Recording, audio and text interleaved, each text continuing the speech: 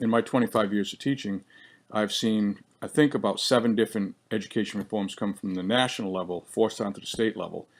And that aggravates the crap out of me in 2 ways.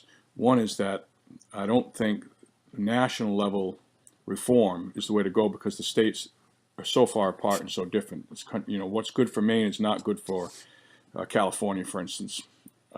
In the No Child Left Behind that came out of Texas, might be good for large, massive schools in Texas, but not very good for Maine. Is another good example.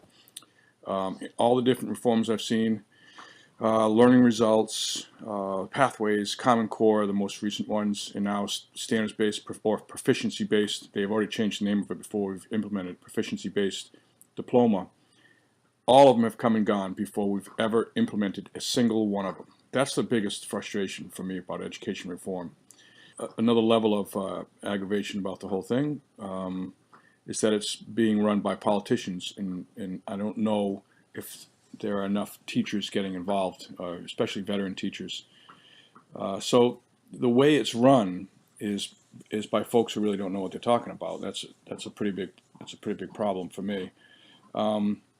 And with the rotation of governors, for instance, Baldacci and Susan Gendron, the Education Commissioner of the state of Maine, started this consolidation efforts with the RSUs. That's been a big problem. And now with this governor, he's got another 1.5 years.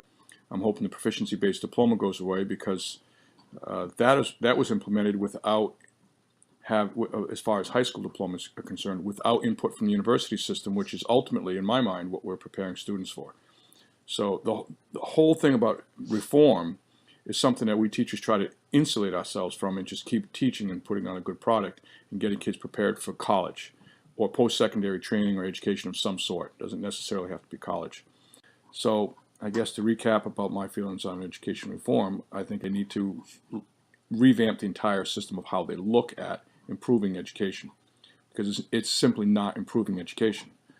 If there are improvements in schools, it's because the teachers are working their butts off and making it happen with the parents and the families supporting them.